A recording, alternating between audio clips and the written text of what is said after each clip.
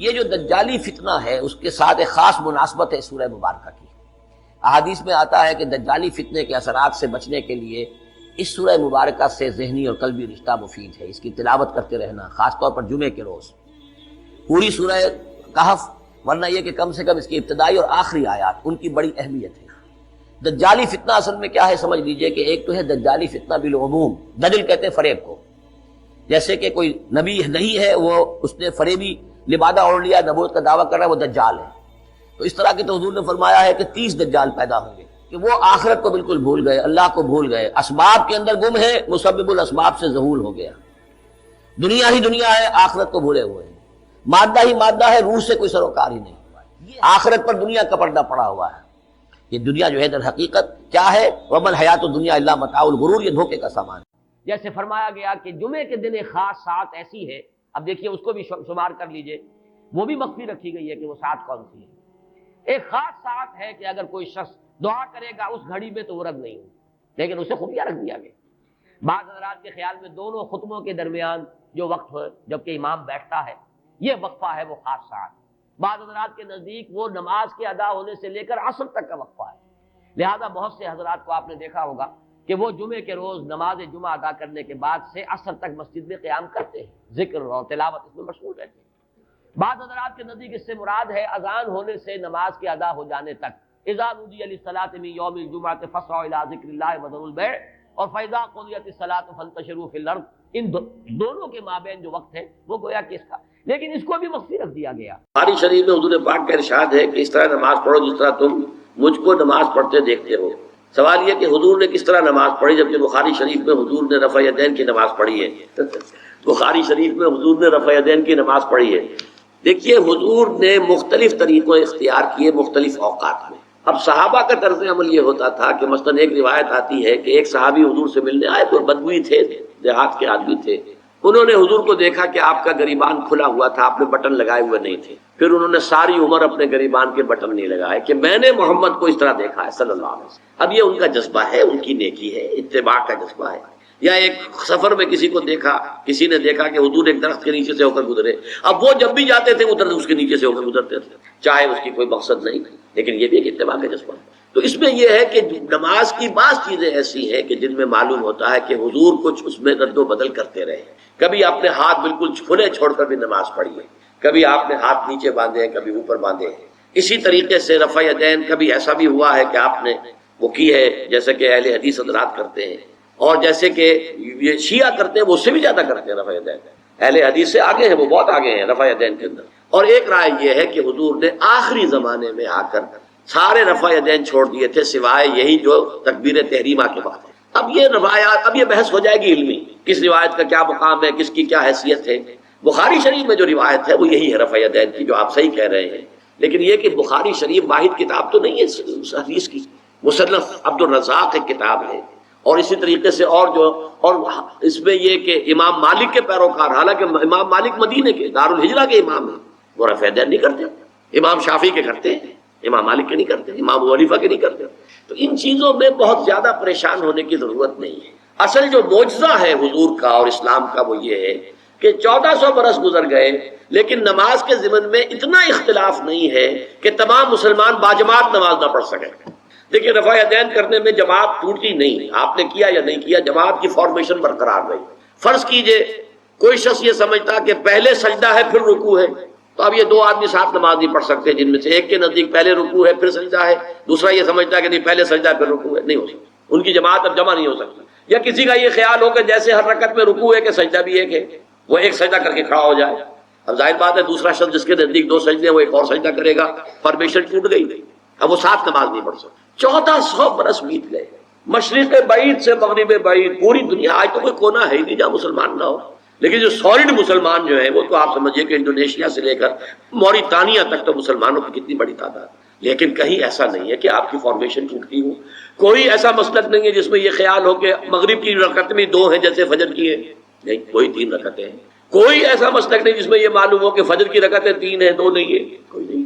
عصر کی 2 ہیں یا 4 6 ہیں، وہی رکعتیں، وہی رکعت کی ترتیب، پہلے کھڑے ہونا ہے پھر رکوع ہے پھر کھڑے ہونا ہے پھر سجدے میں جانا ہے پھر بیٹھنا ہے پھر سجدہ پھر کھڑے ہونا ہے۔ فارمیشن نہیں ٹوٹتی، شیعہ ہو، سنی ہو، اور اس میں حنفی ہو، مالکی ہو، شافعی ہو، حنبلی ہو، زیدی ہو، ظاہریہ ہو، کوئی بھی ہو، کسے باشد تمام مسلمان مل کر جماعت سے نماز ادا کریں گے اور ان کی جماعت ٹوٹتی نہیں۔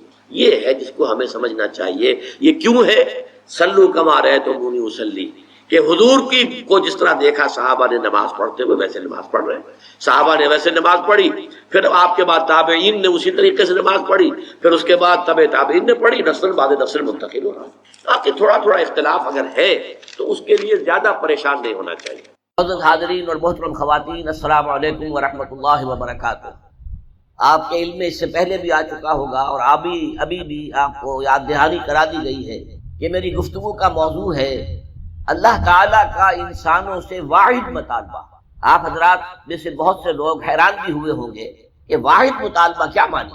اللہ کے تو مطالبے بہت ہیں، نماز پڑھو 5 وقت، روزہ رکھو رمضان کا، صاحب نصاب ہو تو زکوٰۃ ادا کرو، اور صاحب استطاعت ہو تو حج کرو، اپنا مال خرچ کرو اللہ کی راہ میں، خنزیر مت کھاؤ، مردار مت کھاؤ، خون مت کھاؤ، اور جو چیزیں اللہ کے سوا کسی اور کے نام پر ذبح کی گئی ہوں ان کا گوشت مت کھاؤ، شراب نہ پیو، سود مت کھاؤ، جوا مت کھیلو۔ شریعت کے احکام جتنے بھی ہیں وہ اللہ کے مطالبات ہیں، لیکن مسئلہ یہ ہے کہ اگر ہم ایک لفظ میں کہنا چاہیں کہ ہمارا رب ہم سے کیا چاہتا ہے، ایک لفظ، اس کے لیے میں آپ کو ایک حدیث بھی سنا دوں۔ ایک بدو صحابی حضور کی خدمت میں حاضر ہوئے، دیہاتی تھے۔ انہوں نے عرض کیا کہ اے اللہ کے رسول، میں زیادہ باتیں نہ سمجھ سکتا ہوں نہ یاد رکھ سکتا ہوں، مجھے تو بس کوئی ایک بات ایسی بتا دو کہ میں اس کو مضبوطی سے تھام لوں اور میری نجات ہو جائے۔ حضور نے یہ نہیں فرمایا کہ یہ تم کیا بے وقوفی والا سوال کر رہے ہو، تو ایک بات تو نہیں ہے، دین کی تو بہت سی باتیں۔ آپ نے تو ہمیں بھی اصول بتایا ہے کہ کلموا الناس علی قدر عقولہم، لوگوں سے گفتگو کیا کرو ان کی عقل اور فہم کے مطابق۔ لہذا آپ نے جواب دیا قل آمنت باللہ ثم استقم، بات ختم، کہو میں ایمان لایا اللہ پر، پھر اس پر جم جاؤ۔ اب یہ کہنا تو آسان ہے میں اللہ پر ایمان لایا، لیکن جم جانا، ثم استقم، اس استقامت میں قیامت مضمر ہے۔ اسی طرح ایک لفظ میں اگر آپ اللہ تعالیٰ کے تمام احکام کو جمع کرنا چاہیں تو وہ لفظ عبادت ہے۔ ابھی میں نے سب سے پہلے آپ کو سورہ نوح کی ابتدائی آیت سنائی۔ اللہ فرماتا ہے انا ارسلنا نوحا الی قومہ، ہم نے بھیجا تھا نوح کو اس کی قوم کی طرف، ان انذر قومک من قبل ان یاتیہم عذاب الیم، کہ اپنی قوم کو خبردار کر دو اس سے پہلے کہ دردناک عذاب آ جائے۔ اس حکم پر عمل کرتے ہوئے حضرت نوح نے کیا کہا؟ یا قوم اعبدوا اللہ واتقوہ واطیعون، اے میری قوم کے لوگوں اللہ کی عبادت کرو، اس کا تقوی اختیار کرو اور میری اطاعت کرو۔ تو آپ نے دیکھا ہوگا کہ مکی صورتوں میں، سورہ اعراف میں، سورہ یونس میں، سورہ شعراء میں بار بار اولو العزم رسول جو ہیں اللہ کے، حضرت نوح علیہ السلام، حضرت ہود علیہ السلام، حضرت صالح علیہ السلام، حضرت لوط علیہ السلام، حضرت شعیب علیہ السلام، حضرت ابراہیم علیہ السلام، حضرت موسیٰ علیہ السلام، حضرت عیسیٰ علیہ السلام، ان سب کی دعوت ایک ہے، یا قوم اعبدوا اللہ ما لکم من الہ غیرہ، اے میری قوم کے لوگوں اللہ کی عبادت کرو، اس کے سوا تمہارا کوئی معبود نہیں ہے۔ کہیں الفاظ آتے ہیں یا قوم اعبدوا اللہ واطیعون، اے میری قوم کے لوگوں اللہ کی عبادت کرو اور میری اطاعت کرو۔ تو ایک لفظ اگر ہے تو عبادت، اسی لیے میں نے آپ کو تیسری آیت سنائی سورہ زاریات کی، وما خلقت الجن والانس الا لیعبدون، میں نے جنوں اور انسانوں کو نہیں پیدا کیا مگر صرف اس لیے کہ میری عبادت کریں۔ گویا کہ غرض تخلیق آدم، انسانوں کی تخلیق کا مقصد یہ ہے کہ وہ اللہ کی عبادت کرے۔ کس قدر اہم لفظ ہے۔ اسی کے لیے اس کی ترجمانی کرتے ہوئے کہا تھا شیخ سعدی رحمۃ اللہ علیہ نے، زندگی آمد برائے بندگی، زندگی بے بندگی شرمندگی۔ یہ میں آپ کو بتاؤں گا کہ عبادت کا سب سے بڑا حصہ جو ہے بندگی ہے، غلامی ہے، اطاعت ہے۔ تو انسان کا مقصد تخلیق عبادت ہے۔ البتہ اس میں جو بات سمجھنے کی ہے وہ یہ ہے، عبادت ہمہ تن، ہمہ وقت، ہمہ وجوہ درکار ہے۔ اللہ کی بندگی، اللہ کی غلامی، اللہ کی عبادت، اس کا تقاضا کیا ہے؟ ہر وقت، ہر آن، ہر لحظہ، ہر معاملے میں اللہ کا حکم مانا۔ اس لیے کہ عبد کہتے تھے غلام کو۔ آج کل غلامی کا وہ تصور دنیا میں کہیں نہیں ہے۔ غلام اپنے آقا کی ملکیت ہوتا تھا، غلام کو جب چاہے آقا قتل کر دیتا تھا، اس پر کوئی مقدمہ نہیں تھا، نہ 302 کا، نہ 303 کا، نہ 304 کا، کوئی مقدمہ نہیں۔ بالکل ایسے جیسے آپ کی بکری ہو، آپ اس کو ذبح کریں، گوشت کھائیں، بانٹیں اپنے دوستوں میں، تو کوئی آپ سے پوچھ سکتا ہے بکری کیوں ذبح کی؟ اسی طرح آقا جو ہے اپنے غلام کو اگر ذبح کرتا تھا تو کوئی اس سے نہیں پوچھتا تھا تم نے کیوں کیا، اس لیے کہ میرا غلام ہے، میرا غلام تھا، میں نے اس کو ذبح کر دیا۔ اچھا آج ہمارے ذہن میں سب سے بڑا نقشہ آتا ہے ملازم کا، یہ ملازم جو ہے جس نے ملازم رکھا ہے، امپلائر اور امپلائی ریلیشن شپ کیا ہے، زیادہ سے زیادہ وہی ہمارے سامنے آتا ہے۔ لیکن اس میں آپ نوٹ کریں گے کہ ملازم ہمہ وقت نہیں ہوتا، اس کی ملازمت کا وقت مقرر ہے۔ پہرہ دار ہے 12 گھنٹے پہرہ دے گا رات کو، اس کے بعد جا کے سوئے گا۔ اگر وہ کھانا پکانے والا ہے کھانا پکائے گا، کوئی اور کام آپ نہیں کہہ سکتے۔ آپ کہیں جا کے میرا ٹوائلٹ صاف کراؤ، وہ صاف کر دے گا، جناب میں آپ کا خانسامہ ہوں، میں آپ کا کھانا پکانے کے لیے ملازم ہوا ہوں، ٹوائلٹ صاف کرنے کے لیے تو نہیں ہوا۔ یہ ملازم جو ہے یہ ہمہ وقت نہیں ہے، یہ ہمہ جہت نہیں ہے، ہمہ تن نہیں ہے۔ لیکن غلام جو ہوتا تھا، غلام کسی وقت بھی کام نہیں کر سکتا، رات کو 12-1 بجے آقا حکم دے وہ اس کو پورا کرنا ہوگا، جو حکم دے پورا کرنا ہوگا۔ لہذا اس غلامی کا تصور کیجئے۔ عبد سے بنا عبادت، جیسے بندہ، فارسی میں عبد کا لفظ کیا ہے؟ بندہ، بندہ و آقا، تمیز بندہ و آقا فساد آدمیت ہے۔ لیکن وہ بندہ جو ہے جس سے بندگی بنا ہے، تو میں نے ابھی آپ کو شعر سنا دیا، زندگی آمد برائے بندگی، زندگی بے بندگی شرمندگی، تمہیں تو پیدا ہی کیا گیا اس لیے کہ ہماری عبادت کرو، تمہارا مقصد تخلیق یہ ہے کہ ہماری عبادت کرو۔ تو یہ عبادت ہے ہمہ تن، ہمہ وقت، ہمہ وجوہ، اللہ کی اطاعت، اللہ کی غلامی، اللہ کی بندگی۔ بدقسمتی سے ہمارے ہاں تصور، ہمارا جب زوال شروع ہوا ہے تو یہ کوئی 2-4 صدی کی بات نہیں ہے، 1000 سال سے ہمارا زوال زوال زوال زوال زوال چلا آ رہا۔ اس زوال میں ہمارے مفہوم بدل گئے ہیں، ہمارے معنی بدل گئے، الفاظ کے اصطلاحات کا مفہوم تبدیل ہو گیا ہے۔ اب ہم کیا سمجھتے ہیں؟ عبادت ہے نماز، روزہ، حج و زکوٰۃ، بس یہ عبادت ہے، اور عبادت کسے کہتے ہیں؟ بہت غلط بات ہے۔ سوچئے اگر عبادت یہی ہے نماز روزہ، تو کیا ہم 24 گھنٹے نماز پڑھتے ہیں؟ اللہ نے کہا میں نے پیدا ہی کیا عبادت کے لیے، تو کیا 24 گھنٹے روزہ رکھتے ہیں؟ کیا 12 مہینے روزہ رکھتے ہیں؟ کیا ہر وقت 24 گھنٹے نماز پڑھتے ہیں؟ نہیں، یہ نماز، روزہ، زکوٰۃ، حج، یہ عبادات تو ہیں، وہ اصل عبادت ہے بندگی، اطاعت، غلامی، جو ہمہ وقت ہے، ہول ٹائم، ہمہ جہد، ہمہ وجوہ، اللہ کی اطاعت۔ البتہ اس میں ایک چیز کا اضافہ ہے، اطاعت مجبوراً بھی ہوتی ہے۔ آج سے 60 سال پہلے انگریز حکمران تھا ہم پر، ہمیں اس کی اطاعت کرنی پڑتی تھی، لیکن ہمیں انگریز سے محبت تو نہیں تھی نا۔ اسی طرح بنی اسرائیل غلام تھے آل فرعون کے، حکم تو مانتے تھے، بیگار میں پکڑے جاتے تھے، کام کرتے تھے، جانے بھی دیتے تھے، لیکن وہ فرعون سے محبت تو نہیں کرتے تھے نا۔ لہذا عبادت جب اللہ کی ہوگی وہ صرف اطاعت نہیں ہوگی بلکہ محبت کے ساتھ اطاعت کی جائے، ہمہ وقت، ہمہ تن، ہمہ وجوہ، لیکن انتہائی درجے میں اللہ سے محبت کے ساتھ۔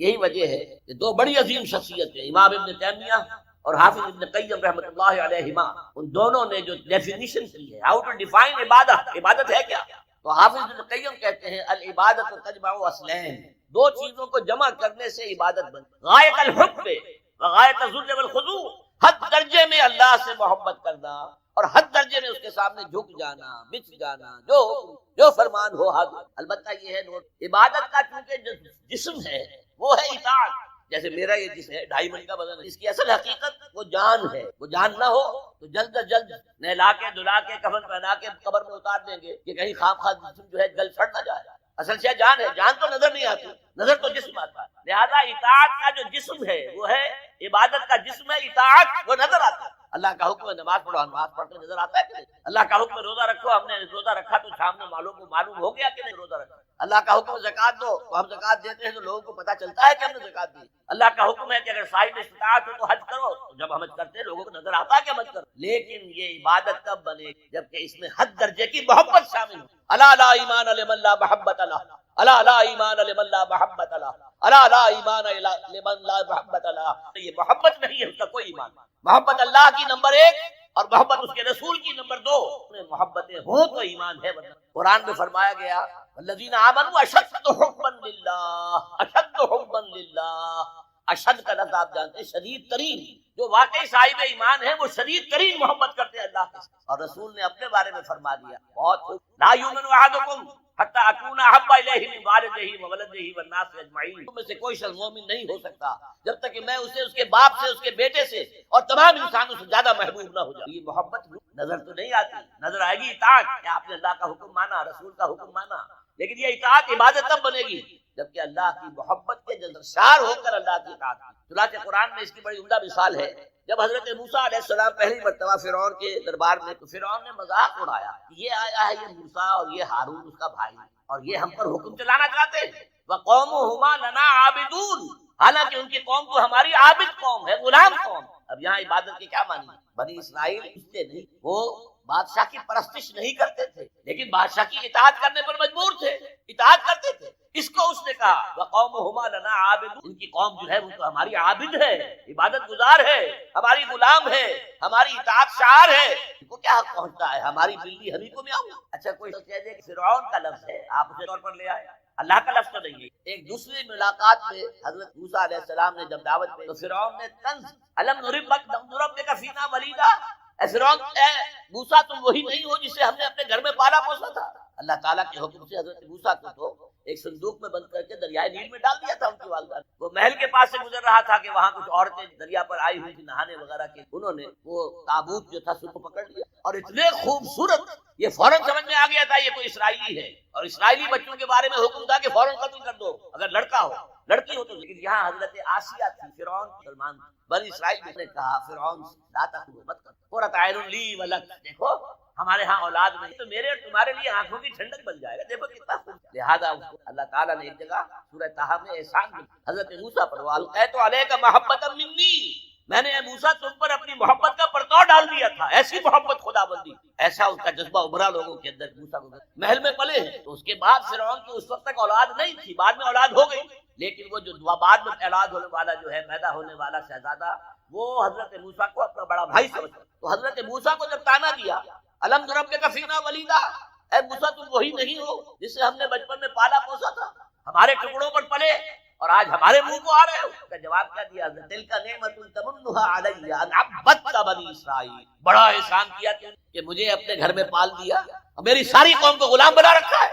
ان عبدت بنی اسرائیل، یہاں بھی لفظ عبادت ہے، تو لفظ عبادت کا پہلا اطلاق اطاعت پر ہے، البتہ اس کی روح جو ہے وہ محبت ہے، روح نظر نہیں آئے گی، جسم نظر آئے گا۔ لہذا عبادت کا جسم اطاعت، اللہ کی اطاعت ہمہ تن ہمہ وقت ہمہ وجوہ، اور اللہ کی اطاعت کا راستہ اللہ کے رسول کی اطاعت۔ بمصطفیٰ برساں خیش را کے دی ہمہ اوس، اگر بہو نہ رسیدی تمام بول حبیث، اپنے آپ کو مصطفیٰ صلی اللہ علیہ وسلم کے قدموں میں پہنچا دو، اگر وہاں تک نہیں جاؤ گے تو یہ سب بولہبی ہے، پھر باقی ساری باتیں جو ہے اس کا اسلام سے کوئی تعلق۔ اور حضور کی حدیث میں آپ کو سنا دوں، لا یؤمن احدکم حتی اکون احب الیہ من والدہ وولدہ والناس اجمعین، تم میں سے کوئی شخص مومن ہو ہی نہیں سکتا جب تک کہ میں اسے تمام انسانوں سے، یہاں تک کہ اپنے